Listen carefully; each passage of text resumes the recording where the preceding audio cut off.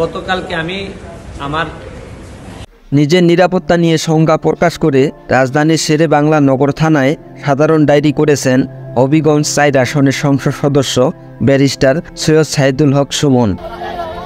এ প্রসঙ্গে তিনি জানান, গত ২৭ জুন রাতে তার নির্বাচনী এলাকার চুনারুঘাট থানার ভারপ্রাপ্ত কর্মকর্তা ফোনে জানান তাকে হত্যার জন্য অজ্ঞাতনামা একটি শক্তিশালী মহল টিম নিয়ে মাঠে নেমেছে।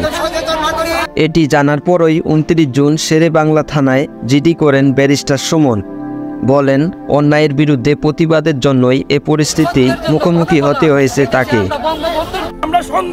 অন্যদিকে হুমকির কথা শুনে মাধবপুর বাজারে বিশাল মানববন্ধন কর্মসূচি পালন করে স্থানীয় জনগণ বলেন, ব্যারিস্টার সুমনকে মারার আগে আমাদের আগে মারতে হবে, কারণ ব্যারিস্টার সুমন আমাদের সম্পদ। ব্যারিস্টার সুমনের জন্য আমরা জীবন দিতে রাজি। আমাদের দাবি, হুমকিদাতাকে আইনের আওতায় এনে সুষ্ঠু বিচার করা।